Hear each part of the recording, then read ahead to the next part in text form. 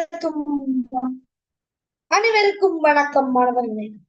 எங்கள் யூடியூப் தளத்தில் நாங்கள் இன்று என்ன பார்க்க போகின்றோம்னா, தமிழ் 3ஆம் பாடம். நாங்கள் தமிழ் முதலாம் பாடம் தரம் 5. அது நாங்கள் யூடியூப் தளத்தில் வீடியோ இருக்குது. இப்ப 2ஆம் பாடம் நமது ஆசிரியர் முதுனவர்கள் யூடியூபில் போடுவாங்க. அதில் நான் 3ஆம் பாடம் விளங்கப்படுத்த போகிறேன். 2ஆம் பாடம் காலை காட்சி வரும் யூடியூப் தளத்தில்.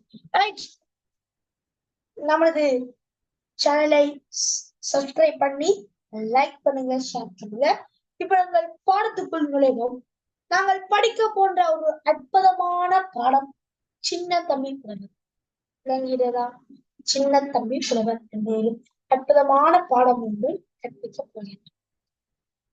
நான் கீற மாட்ட மாணவர்களே. கீறுவன் ஒரு புத்தகம் எடுத்து நோட் பண்ணி வைங்க. இந்த பாடம் முக்கியமான எக்ஸாம்ல வரும் பாடம். ஒரு நாள் மாலை நேரம்னா அந்தி. சரியா? மாலை நேரம்னா அந்தி. மாலை நேரத்தில் சிறுவர்கள் சிலர் ஓரிடத்திலே விளையாடி கொண்டிருந்தார்களாம். அப்பொழுது அவ்வழியில் வந்த தமிழ் புலவர் ஒருவர் அச்சிறுவர்களை பார்த்து, சிறுவர்களே, இவ்வூரில் வதியும்னா வசிக்கும். விளங்குகிறதா? வதியும்னா வசிக்கும்.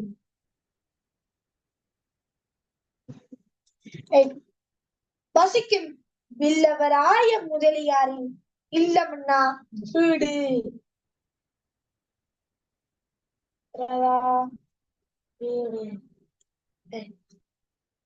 வீடு எங்குள்ளது என்று கேட்டார். அச்சமயம் சிறுவர்கள் ஒருவரை ஒருவர் பார்த்தனர். அப்பொழுது அச்சிறுவர்களில் ஒருவன் பொன்குச்சொரியும் பொழிந்த செழுந்தாதிரிக்கும் நன்பூதலன் தோக்கு நனிலாம் மின்பரவை வீசு புகழ் தள்ளூரான் வில்வராய தனக வாசலிடம் கொன்றை மரம் என்று பாட்டாக அதுக்கு விடை கொண்டானாம். அதனை கேட்ட புலவர் திகைத்தான், ஆச்சரியம் கொண்டான், திகைத்தான். சிறுவனை ஏறிறக்கம் பார்த்தார். மகிழ்ச்சியால் அவனை பாராட்டினார். பின்னர் அவன் சொன்ன குறிப்பின் மூலம் விழுவராய முதலியாரின் வீட்டை அடைந்தானாம். அதாவது ஏறக்குறையனா அவன் ஏற்றம் இறக்கம் என்ன அவன் எப்படி சொந்த உருவம் ஏற்றம் ஏறம் இறக்கம் அவன் பார்க்க.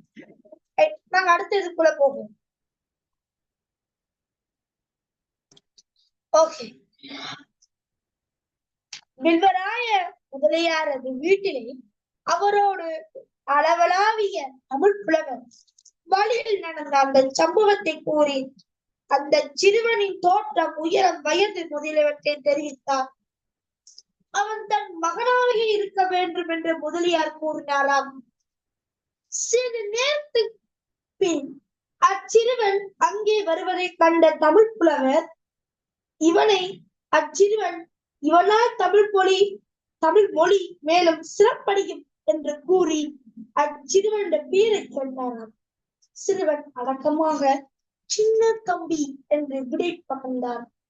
சின்ன தம்பியை பின்னர் சின்ன தம்பி புலவர் என பலராலும் பாராட்டப்பட்ட ஈழ நாட்டின் பெரும் புலவர் நமது சின்ன தம்பி புலவர்.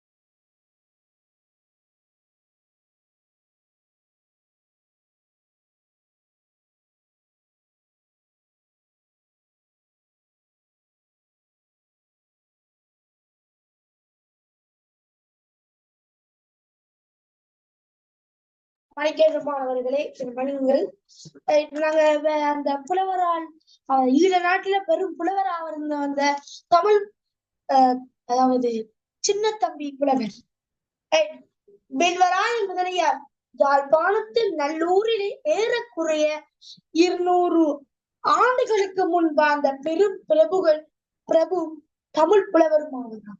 அவருடைய புதல்வரே சின்ன தம்பி புலவர். இவர் இளமையிலே கவி பாடும் வல்லமை பெற்றிருந்தார். பில்வராய முதலியார் பொழுதுபோக்காக கவிகள் பாடுவார்கள். கவிதை ஒரு நாள் அவர் ஒரு பாடலின் முதல் 3 வரிகளை ஒரு ஏட்டினை எழுதி 4வது வரியை எழுத முயன்றார். அது அவர்களுக்கு சங்கடமாக இருக்கவே கஷ்டமாக இருக்கவே அதனை அவர் அங்கே வைத்து விட்டு தமது வேலையாக சென்று விட்டாராம். பின்னர் திரும்பி வந்து பார்த்தபோது அந்த பாடல் மிகவும் சிறப்பாக பூர்த்தி செய்யப்பட்டதை கண்டார். பூர்ணமாக பூர்த்தி செய்யப்பட்டதை கண்டாராம். மிகவும் ஆச்சரியம் வியப்பு அடைந்து இந்த ஏட்டில் எழுதியவர் யார் என்று மனைவியார் கேட்டார். மனைவியார் நம்முடைய புதல்வன் சின்ன தம்பியே ஏதோ எழுதினார் என்று கூறினார். அதை கேட்ட முதலியார் அளவில்லாத மகிழ்ச்சி அடைந்து மகனை பாராட்டினார். இதனாலேயே தமிழ் புலவர் பொன்பூச்சொரியும் என்ற பாடல் விடை கூறிய சிறுவனை பற்றி கூறிய போது அவன் தம்முடைய மகனாக இருக்க வேண்டும் என்று கூறினார். விளங்கிரகமான இந்த பாடம் ஒரு சிறப்பாக இருக்கின்றது. அதாவது சின்ன தம்பி புலவர் கல்வனை யந்தாதி, மறைசை யந்தாதி, கரவை வேலும் கோவை, பராளை விநாயகர் பல்லும் என்னும் நூல்களை இயற்றியுள்ளாராம். சின்ன தம்பி புலவர் வாழ்ந்த ஊர் எது? நல்லூர் ஊரில். தமிழ் புலவர் சிறுவர்களிடம் யாருடைய வீட்டினை பற்றி விசாரித்தார்? சின்ன தம்பி புலவர் வாழ்ந்த ஊர் நல்லூர் ஊர்ல. விளங்குகிறதா? நல்லூர். தமிழ் புலவர் சிறுவர்களிடம் யாருடைய வீட்டை பற்றி விசாரித்தாராம்? பில்வராய முதலியார். விளங்குகிறதா?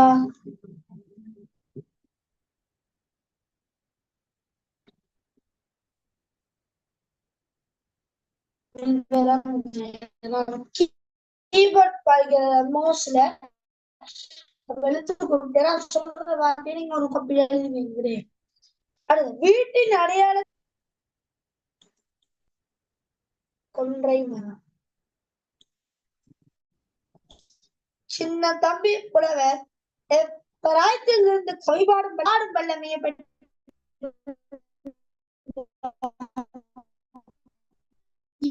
இளமை வயதில்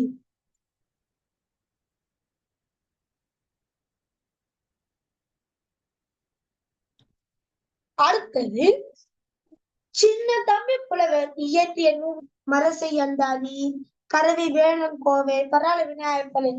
அதுல வந்து கஜ 2 எழுதி போகுமானவர்களே.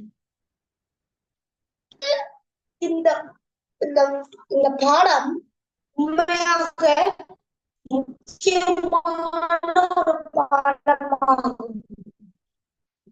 பால் என்றால் பிரிவு என்று பொருள். பால் 5 வகைப்படும். பால் என்ற பிரிவு என்று பொருளாகும். அந்த பால் 5 வகைப்படுமா? ஆண்பால், பெண்பால், மலர்பால், குன்றம்பால், அளவில்பால். இவன் வந்து 5 வகை. இப்ப நாங்க ஆண் ஒருவரை குறிப்பது ஆண்பால் எனப்படும். உதாரணம் அரசன், செழியன், தம்பி, இடையன், அவர் சொல்றான். அடுத்தது பெண்பால்.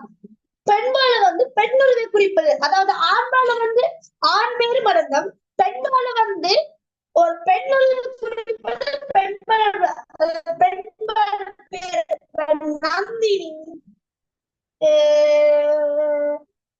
நந்தினி, லட்சுமி,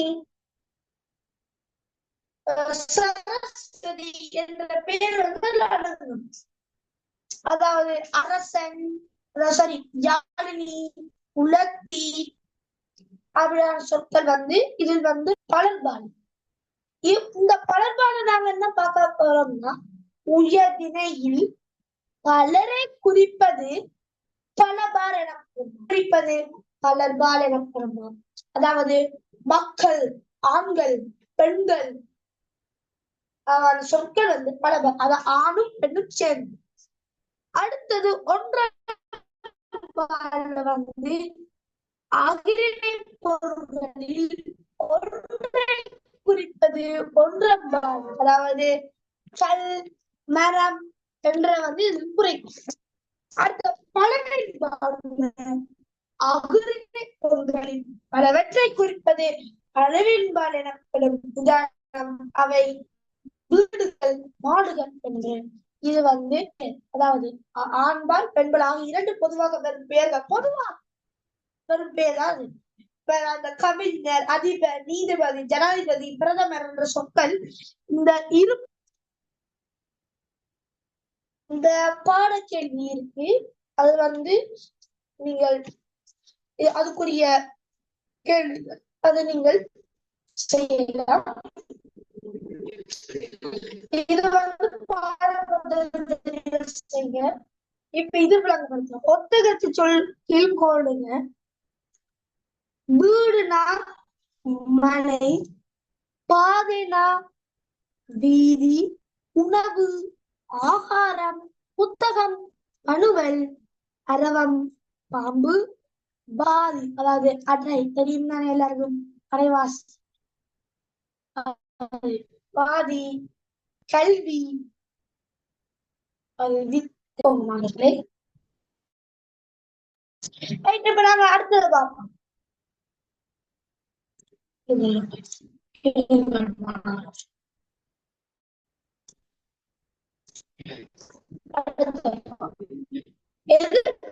எதிர்கருத்து சொற்களை இனக்கும். அதாவது மாறி, கோடை, லாபம், நட்டம், வரவு, செலவு, இன்பம், இன்பம் வந்து துன்பம், வெற்றி, தோல்வி, முடிவு, இன்மை, வறுமை. இது ஒழுங்காட்சியைத்தாரர் உங்கள் ஒழுங்காட்சியைத்தார்.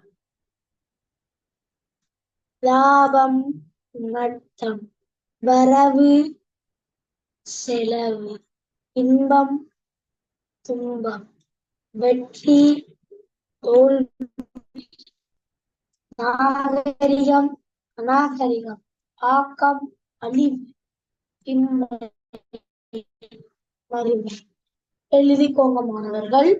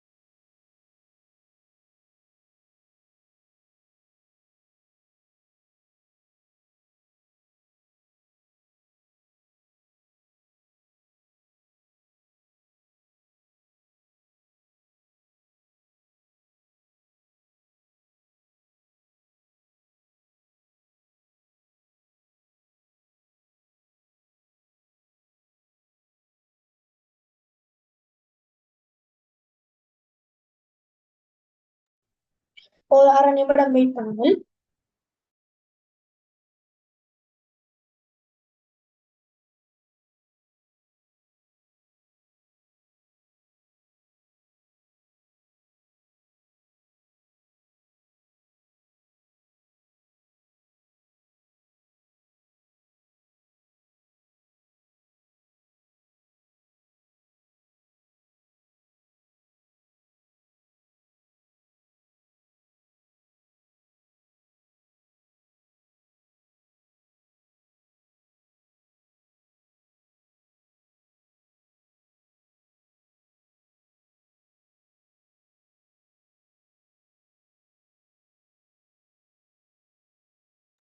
ரைட் மாணவர்கள், அடுத்த விஷயத்துக்கு நாங்கள் போவோம்.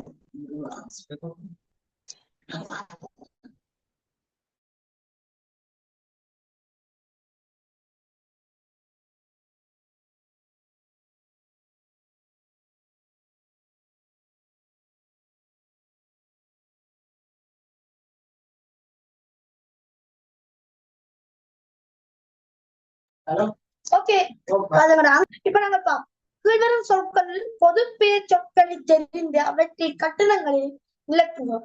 அதாவது கட்டணங்கள் சொல்லியிருக்காங்க. சரியா? அதை நீங்கள் செய்து கொள்ளலாம். உங்களுக்கு நான் கஷ்டமாக இருப்பேன். அடுத்து பின்வரும் பங்கில் உரிமையால் காட்டப்பட்ட இடத்துக்கு பொருத்தமான விடைகள் தெரிவு செய்து கட்டமிடுவோம். ஓர் அடர்ந்த காட்டில் ஆந்தை வாழ்ந்து வந்தது. அந்த ஆந்தை படமாக ஓர் அடர்ந்த காட்டில் ஆந்தையாக இருந்தது. ஒரு நாள் அவை காட்டு வழியை நடப்ப இதுக்கு ஆந்தை. அடுத்ததுக்கு எறும்புகளை அடுத்தது ஒரு படத்துக்கு ஒரு இறை விளங்குதா?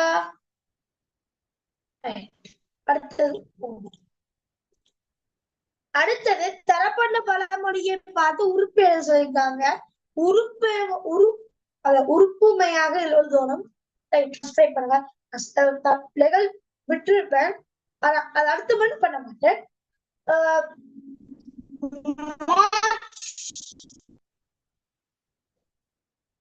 மார்ச் 19ஆம் தேதி இந்து கல்லூரியில் மியூசிக் டீச்சர் சுலக்ஷினி டீச்சர் அவர் கல்வி தெய்வம் என்ற பாடல் உங்கள் 19ஆம் தேதி யூடியூப்பில் போடப்பட போகிறது. அப்புறம் 4ஆம் பாடம், அதாவது ஆசிரியர், அடுத்த நாள் 5ஆம் பாடம். சரி, 4ஆம் பாடம் நான் விளங்கப்படுத்துவேன். அடுத்த வீடியோவில் 5ஆம் பாடம் மிதுன் அவர்கள் படிப்பிப்பார். நன்றி.